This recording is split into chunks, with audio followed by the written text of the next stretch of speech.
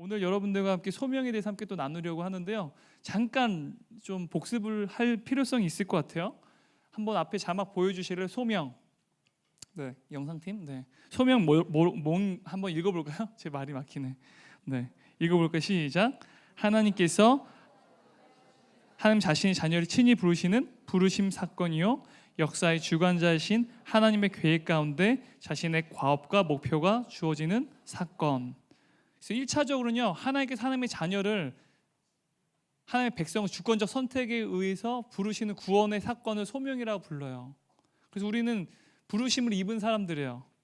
하나님의 자녀들은요, 소명, 바로 소명이 이미 주어진 사람들, 부르심을 입은 자들이에요. 1차적으로. 그래서 그것이 구원이죠. 2차적으로는 무엇이었냐면 역사의 주관자신 하나님의 계획, 바로 하나님의 뜻 가운데 하나님의 어떠한 과업과 목표가 주어지는 것, 그거를 2차적인 의미에서 소명이라고 말합니다. 그래서 이 소명이 오늘 우리가 읽은 사도행전 9장을 보면요, 사울이란 청년은 비전을 따르는 삶을 살았어요.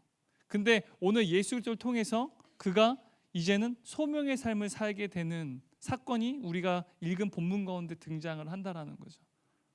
그래서 그의 눈이 멀어지는 것, 보지 못하게 되는 것. 비전은 보는 것과 연관되어 있다고 얘기했어요, 여러분. 그죠? 보고 그리는 거예요. 그래서 청사진을 계획하고 그려내는 거죠. 근데 눈이 멀어져 버렸어요. 그리고 나중에 우리가 뒷부분 9장에서 또 지난번에 읽었는데요, 18절 보면은 즉시 사울의 눈에서 비늘 같은 것이 벗겨져 다시 보게 된지라. 여기서 비늘이라고 하는 것, 이 눈에 무언가 덮여져 있었다라는 거죠. 그러니까 성경에서는 그것이 이제는 제거되고 이제는 바른 것을, 하나님의 것을 보게 된다고 하는 굉장히 중요한 영적인 관점을 보여주고 있는데요.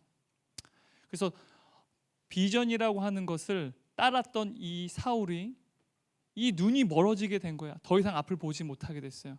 그래서 어떤 일이 벌어졌냐면 식음을 전폐하게 됩니다. 먹지도 마시지도 않게 돼요. 여러분, 여러분의 꿈이 좌절되어지고 여러분의 비전이 산산조각 날 때 여러분 어때요? 룰루랄라 뭐 또 다른 꿈을 꿔야지, 다시 처음부터 다시 시작하면 돼. 여러분, 이렇게 긍정적인 사고로 돈키호테처럼 삽니까? 그렇지 않죠. 돈키호테는 막 돌아가는 풍차를 향해서 막 달려들어요. 그것이 전설 속에 등장하는 타이탄인 줄 알고. 근데 우리는 돈키호테가 아니죠. 바보가 아니란 말이에요. 좌절하고 낙심하죠. 그래서 식음 전폐하고요, 울고 아파하고 힘들어합니다. 그래서 하나님께 불평도 하죠. 왜 나에게 이러한 일들이 벌어집니까?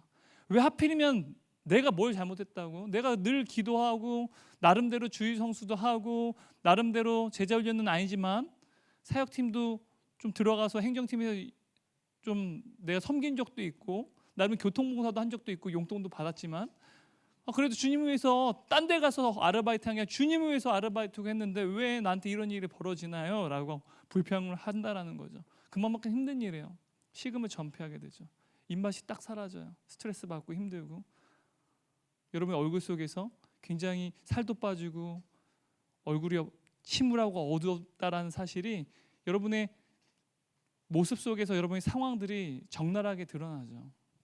그만큼 우리의 비전이 깨어지는 거, 우리의 꿈이 산산조각 나는 거 굉장히 힘들죠. 근데 지난번에 우리가 함께 나눈 것 중에 비전은요, 주체가 누구라고 얘기했습니까? 나라고 얘기했어요. 주체가 나라고. 여러분, 주체가 나라는 것 사실에 대해서 너무 비성경적인 것 아닌가라고 여러분 우려하지 않으셔도 돼요. 왜냐하면 우리에게 소명이라고 하는 부분이 있기 때문에 여러분, 비전은 여러분 자신이 주체가 되어져서 고민하고 기도하면서 꿈꾸면 돼요. 근데 소명은요, 주체가 내가 아니에요. 나 밖이라는 거예요. 소명의 출처가요, 비전은 나였는데 소명은 나라고 하는 주체가 아니라 밖으로부터 주어지는 것이라는 거예요. 그래서 지난번엔 시간이 없어서 일반적인 의미의 소명에 대해서 이야기 나누지 못했지만 오늘은 조금 다루려고 합니다. 그래서 지난주에 우리가 레리 크래비 깨어진 꿈이라고 하는 책에서 이야기한 것을 이야기했어요. 그래서 그 결론이 뭐냐? 우리는 우리의 비전이 깨어진 그 순간 역설적이게도 하나님을 만나게 된다는 거죠. 그게 오늘 본문에 등장한 사울이라고 하는 인물이 경험하게 된 거예요. 그의 비전이 산상조각 났어요. 식음을 전폐하게 되는, 더 이상 앞을 보지도 못해요. 비전을 그릴 수도 없어요. 그 길이 완전히 막혀져 버렸어요. 근데 역설적이게도 그때 하나님을 만나게 된다는 거죠. 저는 이러한 고백이 단순히 사도 바울이나 레리 크랩이 그의 책에서 고백한 자전적인 신앙적인 고백이 아니라 여러분의 삶 가운데, 우리의 삶 가운데 실제로 경험되어지고 이루어지는 우리의 삶의 고백이 되기를 간절히 소망합니다. 네, 아멘 그럴 줄 알았는데 아멘 아무도 안 하시네. 축복한 건데. 네. 자, 여러분 비전은요, 여러분이 성취하지 않으면 아무 의미가 없어요. 그죠? 꿈은요, 뭐 드림스 컴 트루라고 하는데 이루어지지 않으면은 그냥 개꿈입니다. 개꿈. 그죠? 여러분이 잠 자다가 꾸는 꿈들, 그거 개꿈이야. 뭐 그런 소리 많이 들었죠. 그거 돼지 꿈이야, 용 꿈이야 그러는데, 근데 꿈이라고 하는 것, 그것이 이루어지지 않으면 아무 의미가 없어요. 개꿈일 뿐이죠. 환상일 뿐이에요.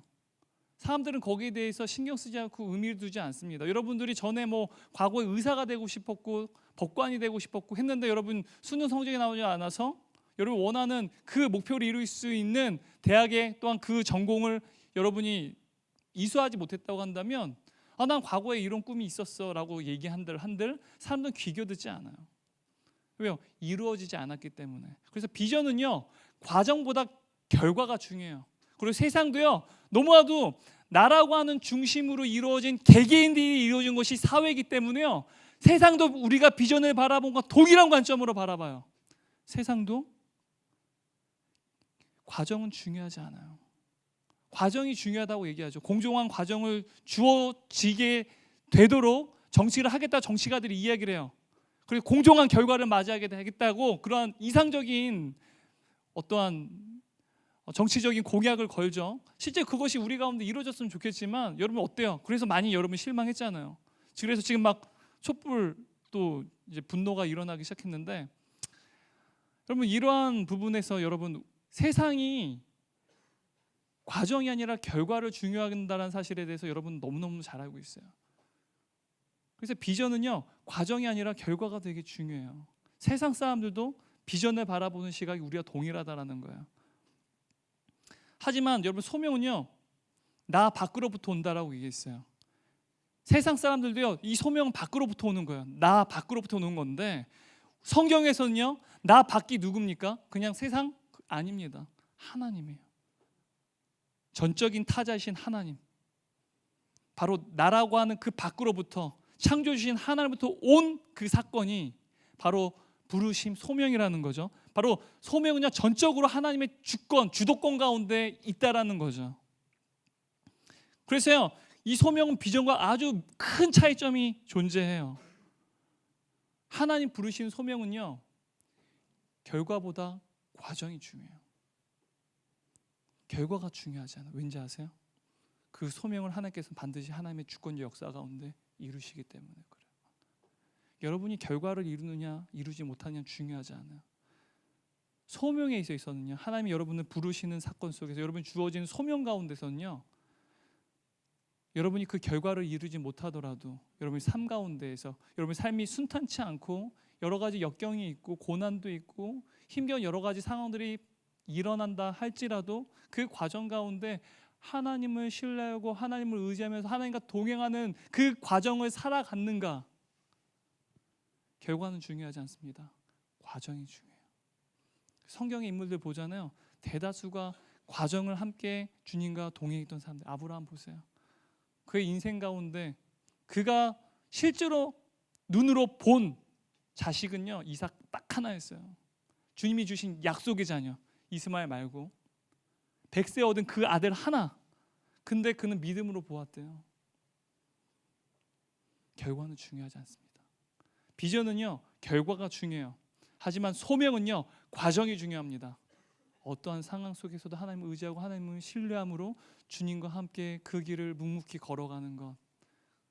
여러분의 인생의 그 끄트머리에 아무것도 이룬 것이 없을지라도 여러분 과정 가운데, 여러분 인생의 여정 가운데 그 모든 순간순간마다 빽빽하게 하나님과 함께한 그 동역의 순간들이 채워졌다고 한다면 해버렸네. 안 하려고 노력했는데 다 의식하고 있었네. 네. 하나님께서는요 그 인생을 성공한 인생이라고 말한다라는 거예요. 그래서 여러분 요셉 시리즈 지금 보고 있잖아요. 왜 요셉이 형통한 자요? 하나님이 그와 함께 하셨다라고 말씀하세요.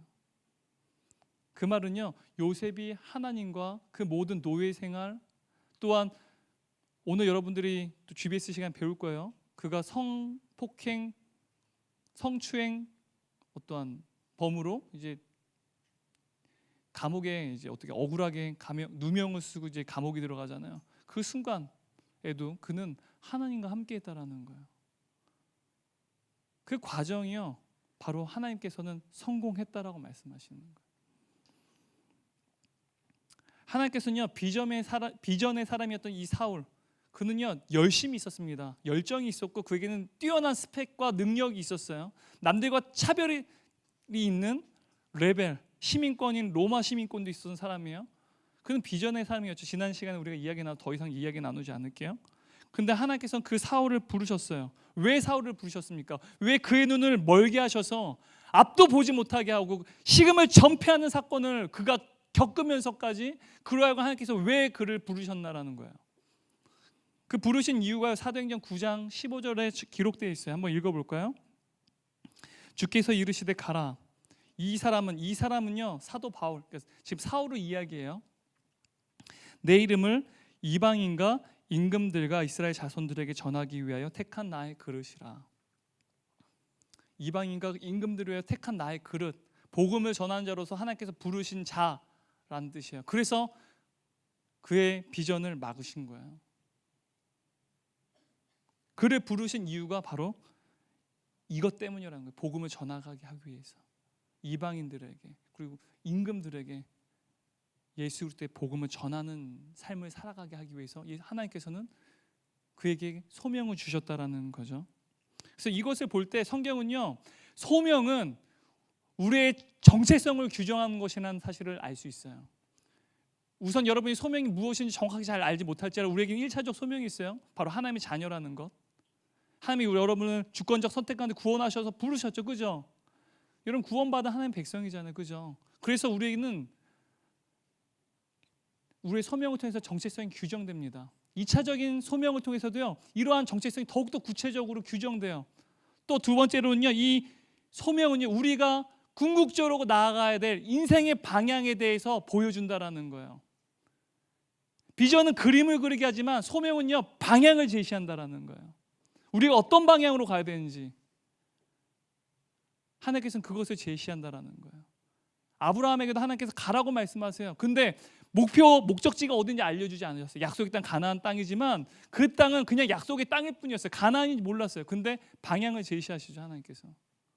바로 그 방향이 바로 소명이라는 거예요. 우리 인생의 궁극적인 방향, 세상 사람들과 전혀 다른 그 궁극적인 방향. 예전에 광고에 그런 게 있었어요. 예스, 사람들이 다들 예스 그러면 혼자 노 막 그러고 다른 사람이 노 그러면 단체로 어떤 한 사람이 혼자 예스 그러고 마치 이것처럼 세상 속에서 여러분들은 다수의 소수예요. 그죠? 이미 답을 제가 들은 것처럼 얘기했는데 그죠? 네. 우린 소수잖아요. 그죠?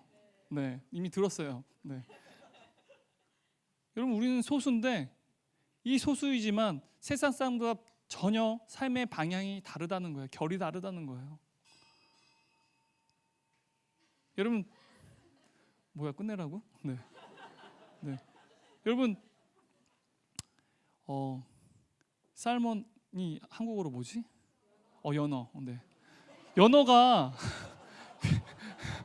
죄송해요. 영어 못하는데 갑자기 연어가 생각이 안 났어요. 네. 살몬 있죠? 네. 그래 하여튼. 네, 보아스의 아버지 살몬. 네. 그 연어는 귀소 본능 있잖아요. 그죠? 그래서 자신이 태어난 그곳으로 바다에서부터 민물로 다시 거슬러 올라가죠. 여기 거슬러 올라갈 때 쉬운가요? 막 다큐멘터리 보면요, 막 둑이 있어요. 하천이 이어지지 않고 계단식으로 둑이 이루어져 있는데 갇혀가지고 갇혔음에도 불구하고 끝까지 자신이 태어난 그곳을 돌아가겠다고 점프를 뛰고 나중에 지쳐가지고 바닥에 그냥 이렇게 누워져 있는 연어를 본 적이 있어요. 환경 오염이죠. 우리가 이제 인간이 환경을 바꾼 것 때문에 연어가 자신의 고향으로 돌아가지 못하는 모습 볼 때, 근데 그만큼 자신이 돌아가야 될 그 방향을 향해서, 자신이 나아가야 될 방향을 향해서 거슬러 올라간다라는 거예요. 여러분, 동물도 자신이 나아가야 될 방향을 향해서요, 그 흐름들과 상황들을 다 거슬러서 헤엄쳐서 올라가요. 근데 우리에게 주어진 소명은요, 이 세상 사람들과, 이 세상의 다수의 사람들과 방향이 달라요. 궁극적으로 방향이 달라요. 그래서 여러분들이 소명의 삶을 살아가게 되면 반드시 저항을 받게 돼요. 무언가 여러분 삶 가운데 문제가 발생하기 시작해요. 힘이 들어요. 어려워요. 그런 문제들이 발생한다라는 거예요. 그것이 바로 우리에게 주어진 소명 때문에 그래요. 그런데 때로 이 오늘 본문에 등장한 바울처럼요, 비전과 소명이 충돌할 때가 있어요. 모든 사람들에게 적용되진 않아요. 비전과 소명이 충돌하지 않을 때도 있지만 비전과 소명이 충돌할 때가 있어요. 바로 여러분의 비전과 소명이 충돌할 때, 직접적으로 충돌하게 될 때, 사도 바울처럼 여러분 어떤 것을 선택해야 될까요? 네? 소명을 선택해야 돼요. 소명을 선택하지 않으면 어떤 일이 벌어지는지 아세요? 식음을 전폐하고 두 눈을 가리게 돼요.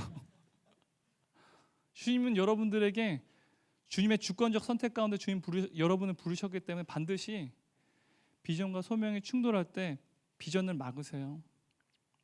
그래서 여러분, 혹시 여러분의 비전이 닫혀져서 절망하고 아파하는 분들 계시다고 한다면, 또 해버렸는데, 이런 거 중요하지 않잖아요, 그죠? 그런 분들이 계시다면 여러분 기도했으면 좋겠어요. 이제는 내가 주체가 아니라 나의 밖으로부터, 하나님으로부터 주께서 나에게 원하시는 그 소명이 무엇인지 기도로 아랬으면 좋겠어요. 여러분, 이 소명의 특징이요, 일반적으로 우리의 사회 가운데서도 발생을 합니다. 데이비드 브룩스라고 하는 분이 쓴 책 중에 인간의 품격이라고 하는 책이 있어요. 이 책을 보면 프랜시스 퍼킨스라고 하는 한 여인이 등장합니다. 이 프랜시스 퍼킨스는요, 1900년도 초에 살았던 인물인데요. 1911년도 이제 1911년이죠. 여러분 태어나기 전이죠. 저도 태어나기 전인데 1911년 3월 25일 이제 프랜시스 퍼킨스가 31세의 나이 때예요. 저보다 어리고 여러분들이 조금 나이가 많은 그 나이인데 당시 이 사람은요, 뉴욕 소비자 연맹에서요, 그 당시에 아동들이 노동 현장 가운데 많이 투입됐어요. 그래서 아동 노동을 근절시키고 또한 여성 노동자들 그리고 빈민층들의 어떤 삶의 질, 그들의 인권을 보호하는 그러한 일을 이 뉴욕 소비자 연맹에서 이 사람이 로비스트로 활동을 했어요. 근데 그녀가요, 뉴욕의 한 그 재력가들이 함께 그 사교 모임이 있어요. 그 사교 모임에 파티가 있었는데 그곳에서 그들과 함께, 이 퍼킨스도 굉장히 부유한 가문에서 태어났거든요. 그들과 어울리면서 굉장히 어떻게 보면 격식 있고 우아하게 자신의 직업을 그들과 함께 이야기 나누기도 하고 때로는 그들의 조력을 또 요청하기도 했어요. 그래서 그러한 파티에 참여하고 있는데 멀리 화재 사건을 목격하게 된 거예요.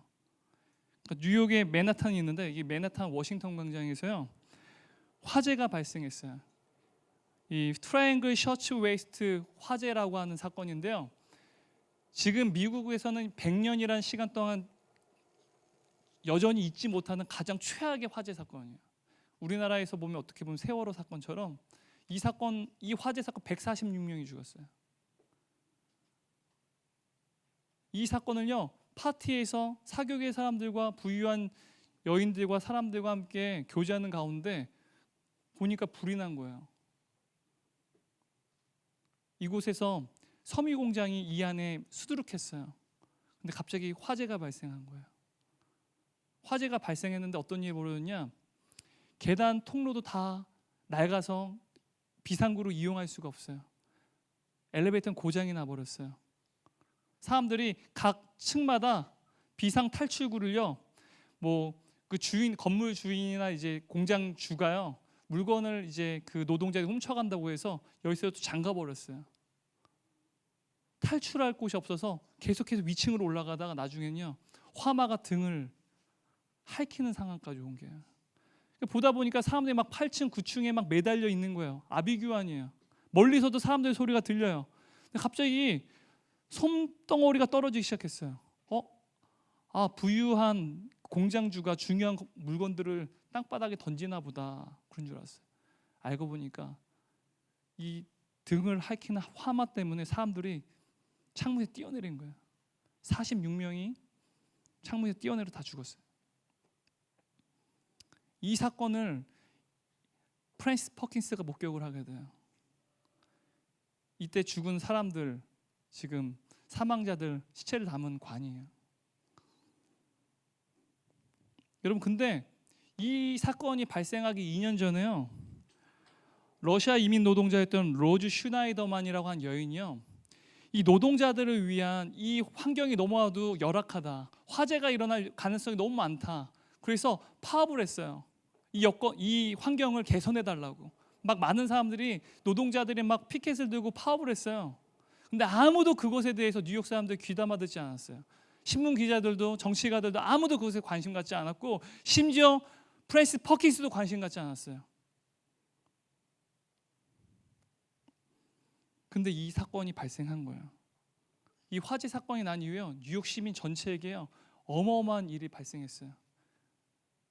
시민 모두에게 어떤 일이 발생했느냐, 그들 가까이 있었던 그 사람들의 고통에서 내가 왜 관심을 갖지 않았는지, 왜 그들의 환경에 대해서 나는 아무런 관심도 갖지 않았다는 사실에 대해서 죄의식을 갖기 시작했어요. 그래서 이 프랜시스 퍼킨스가 이렇게 회고를 해요. 라틴어로 이러한 기도를 드려요. 메아 쿨파, 메아 쿨파. 나의 잘못 때문입니다. 나의 죄 때문입니다. 메아 쿨파, 메아 쿨파. 뉴욕 시민이 다 이러한 참회 기도를 드렸다는 거, 라틴어로 메아 쿨파. 나의 죄 때문입니다. 나의 잘못 때문입니다. 뉴욕시에서 대규모 행진이 일어났어요. 이러한 환경들을 바꿔야 된다고, 열악한 환경을 뒤바꿔야 된다고, 노동자의 근무 여건을 바꿔야 된다고, 아동 노동을 근절시켜야 된다고.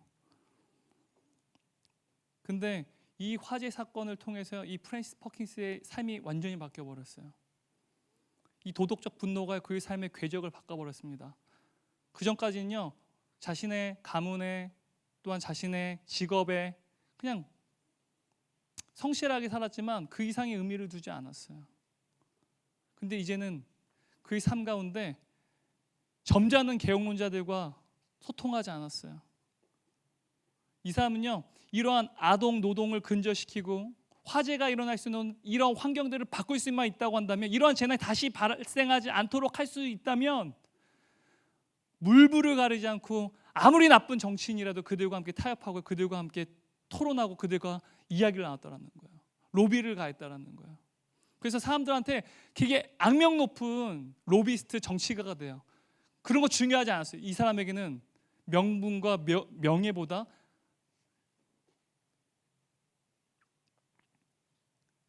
놀라운 하나님의 그 뜻, 대의가 더 중요했다라는 거예요. 이 사람이 크리스찬인지 아닌지는 알 수는 없어요. 근데 우리에게는 그 대의란 하나님의 뜻이죠. 그는요, 대의를 위해서라고 한다면 사람들한테 어떠한 누명과 악명 높은 말을 듣는가, 자신의 명예가 추락하는 상황이 벌어진다 하더라도요, 수많은 정치가들과 그들과의 어떤 대화와 만남을 통해서 자신의 그 어떠한 운동, 사회를 개혁하고 부조리한 사회 체계를 변화시킬 수 있다고 한다면 누구든지 만나고 누구와도 대화를 나눴다라는 거예요. 나중에요, 이 프랜시스 퍼킨스가 얼마나 이 사회에서 얼마나 많은 공로를 했는지, 아직도 미국인들에게 가장 존경받는 대통령 중에 한 명이 누구냐면 루즈벨트 대통령이에요. 미국에서 가장 오랜 시간 동안 4번의 연임을 했던 처음이자 마지막인 대통령이요. 세계 제2차 대전과 세계 경제 대공황을 극복한 굉장히 영웅이죠. 근데 그 루즈벨트 대통령이 4번의 연임하는 동안 그의 측근에서 끝까지 그와 함께했던 2명의 조력자가 있는데 그 중에 한 명이 프랜시스 퍼킨스예요. 그가 뉴딜 정책을 발의할 때 큰 축으로 일을 했고요. 나중에는 미국의 현재 사회보장 제도를 만들어낸 장보인 중에 한 명이 바로 프랜시스 퍼킨스라는 거예요. 그래서 저자는요 이렇게 얘기를 해요. 천직은 선택하는 것이 아니다. 일반인입니다. 천직은 선택하는 것이 아니다. 여러분 비전이 여러분이 천직이 되길 원하세요? 천직은 나 밖으로부터 올 때 천직이 돼요. 여러분 이러한 일반적인 소명의 특징이 성경에서도 등장을 해요. 세상 속에서도 소명이 등장을 해요. 근데 성경에서도 동일한 특징을 가진 소명이 있다라는 거죠. 여러분 출애굽기 3장을 보면요, 하나님께서 모세를 부르세요. 모세가 이집트 왕궁에서 쫓겨나서 40년 동안 광야에서 양치기로 살아가요. 이집트 왕자였다가 이제는 도망자로서 이제는 광야에서 양치기로 살아가는 목동일 뿐이에요. 근데 80이 됐어요. 모든 인생이 40년 동안 얼마나 닳고 닳았겠어요. 근데 하나님 그때 모세를 부르세요. 80세의 나이면요, 삶을 마무리하는 시기지 비전을 꿈꾸고 그리는 시기가 아니잖아요. 삶의 계획을 세우는 시기가 아니잖아요. 근데 하나님이 그때 삶을 마무리해야 되는 그 시기에 부르셨다라는 거예요. 전혀 다른 방법으로. 비전이라는 것은 꾸는 것이 맞지 않은 그 나이 때 하나님께서는 그를 소명자로 부르셨다라는 거예요. 왜 부르셨나요? 모세 한 명을 위해서 부르신 게 아니에요. 출애굽기 22장 23절 25절 말씀 한번 읽어볼까요? 함께 읽겠습니다. 여러 해 후에 애굽 왕은 죽었고 이스라엘 자손은 고된 노동으로 말미암아 탄식하며 부르짖으니 그 고된 노동으로 말미암아 부르짖는 소리가 하나님께 상달된지라. 하나님이 그들의 고통 소리를 들으시고 하나님이 아브라함과 이삭과 야곱에게 세운 그의 언약을 기억하사 하나님이 이스라엘 자손들을 돌보셨고 하나님이 그들을 기억하셨더라. 모세를 부르신 이유예요. 모세 한 명을 위해서 부르신 게 아니라는 거예요. 하나님의 백성, 또한 모세가 속죄된 그 히브리인들, 그 공동체를 구원하시기 위해서 모세를 부르셨다는 거죠.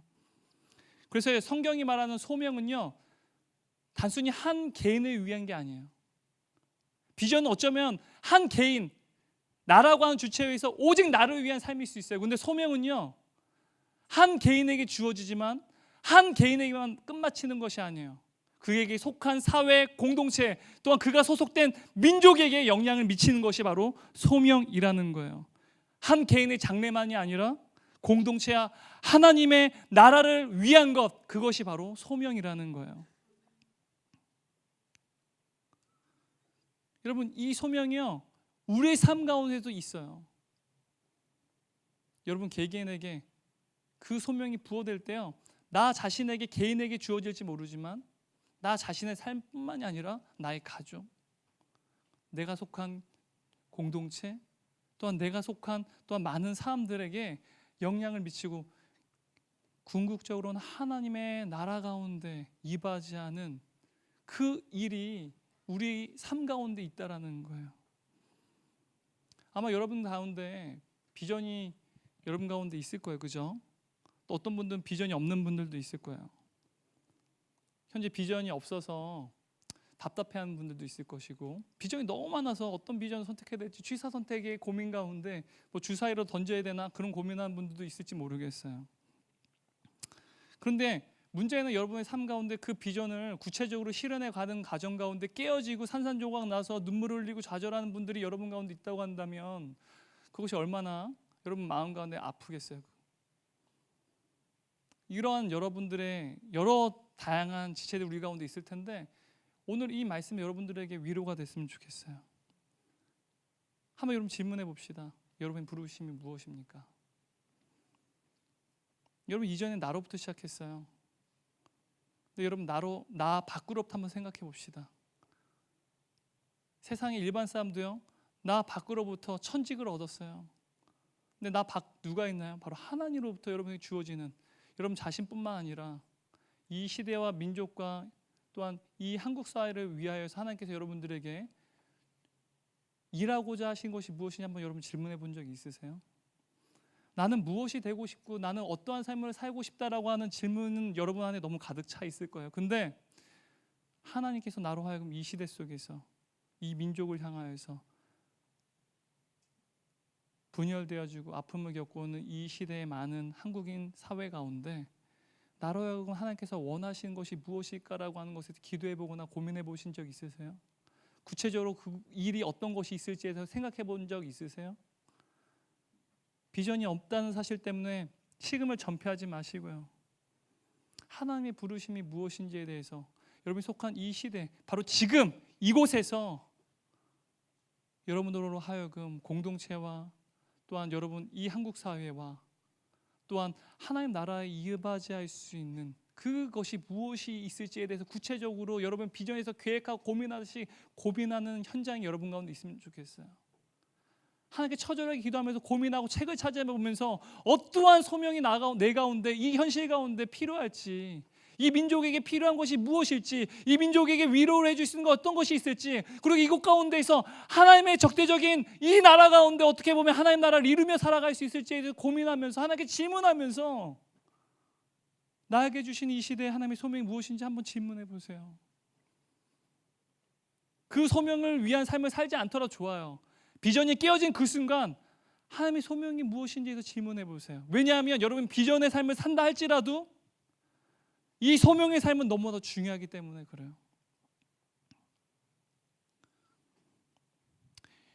우리 가운데 이미 그 비전, 여러분들이 꿈꿨던 비전을 이미 이룬 친구들이 주위에 있어요. 리더들 중에, 선배들 중에 있어요. 이미 직장 생활하고 초등학교 교사인 분도 있고, 그죠? 내가 초등학교 교사만 된다고 한다면 얼마나 좋을까? 내가 유학만 갈 수 있다고 하면 얼마나 좋을까? 내가 지금 최종 논문 이 과정만 합격해서 논문 통과되면 얼마나 좋을까? 내가 원하는 이 기업, 꿈의 기업인데 이 기업에 합격하면 얼마나 좋을까? 여러분 그러한 꿈들 많이 꾸잖아요. 저 서울시장 내가 들어가면 얼마나 좋을까? 뭐 사랑 오케스트라 너무 좋지만, 그죠?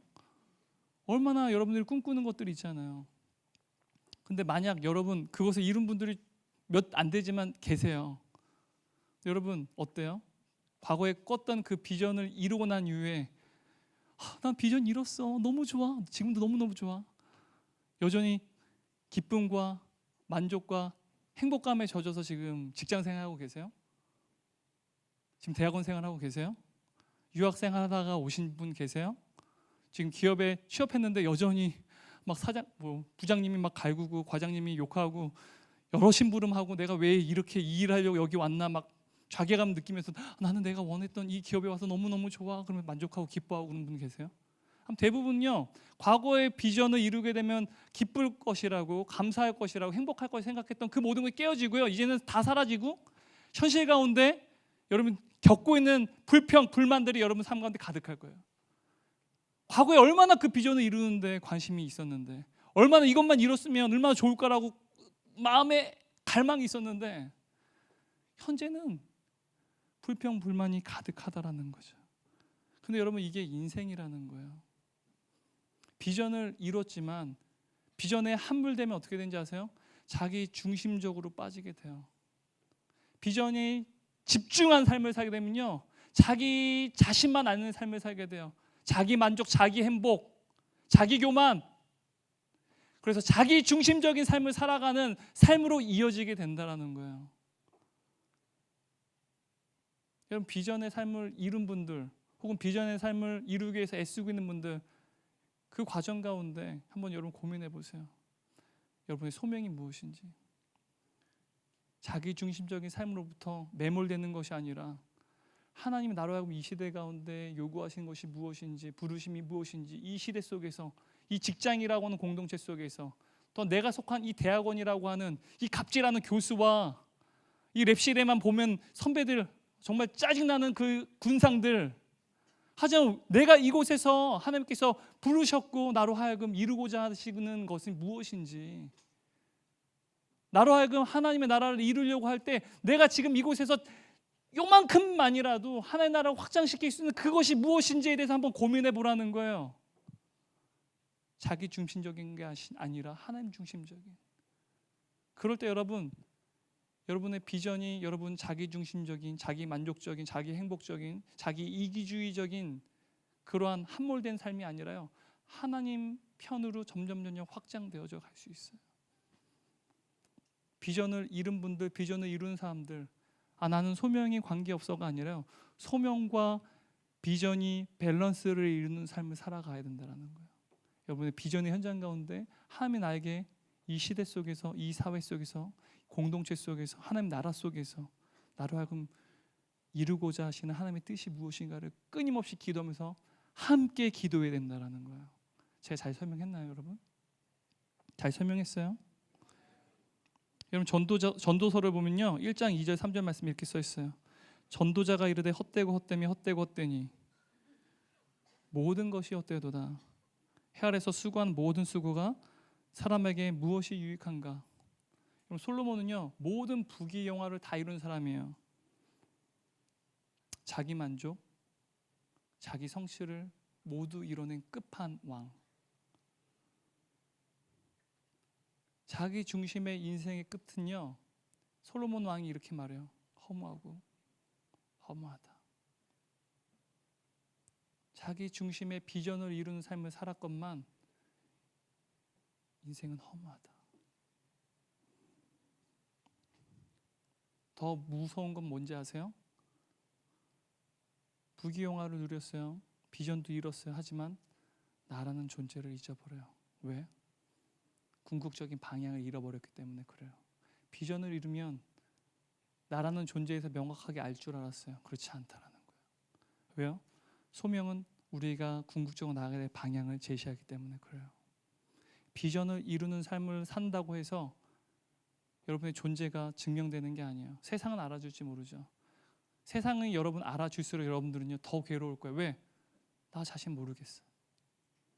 사람들이 환호하면 환호할수록 사실은 나는 나의 존재에 대해서 알지 못하고 더 괴로워요. 마치 물은 많은데 바닷물에서 바닷물을 먹으면 먹을수록 목이 마른 것처럼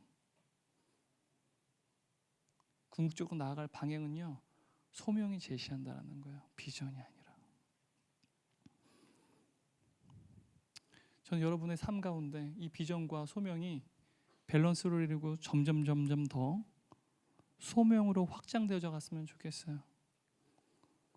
그런데 여러분들에게 주의할 것이 하나 있어요. 뭐냐면, 여러분, 소명과 비전, 소명이 더 중요하다고 말씀드렸어요. 그리고 소명과 비전을 밸런스 이루어야 된다고 얘기했어요. 근데 한 가지 주의해야 될 것은, 오늘 끝내야 되니까, 여러분, 요셉이 애굽에서 노예 생활을 하죠. 근데 하나님이 그에게 주신 소명이 뭐예요? 네? 그의 가족과 민족을 구원하는 것이었어요. 하나님이 궁극적으로 그에게 주신 소명, 이집트로 보내신 것은 형들이 보낸 것처럼 보지만 사실 하나님이 앞서 보내신 거예요. 그의 가족과 민족을 구원하시기 위해서 요셉을 보내셨다는 거죠. 요셉은 그걸 알았어요.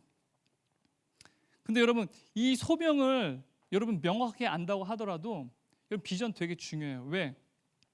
요셉은요, 현실이 어때요? 노예예요, 노예. 근데 나를 통해서 나의 가족과 민족을 구원하실 거야. 노예인데 난 대단한 사람이 이렇게 살면 어떻게 돼요? 현실성이 없죠, 그죠? 현실에 결여된 사람이 저거 완전히 또라이 아니야. 근데 어때요? 요셉이 어떻게 살았어요? 매일 노예지만 성실하게 살았죠.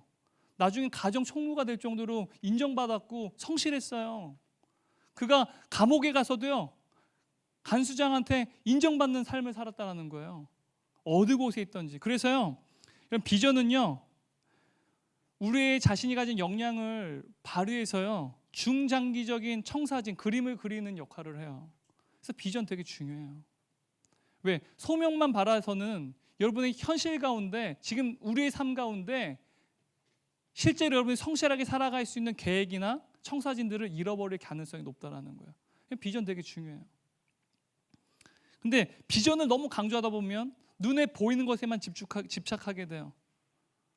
그래서 근본적인 방향을 잃어버릴 수 있다는 거예요. 하나님의 부르심 잊어버려서 그냥 눈에 보이는 것, 우리의 현실, 삶, 우리에게 주어진 환경의 문제들, 그냥 눈에 보이는 것에만 혈안이 될 수 있다는 거예요. 비전은 보는 것이기 때문에.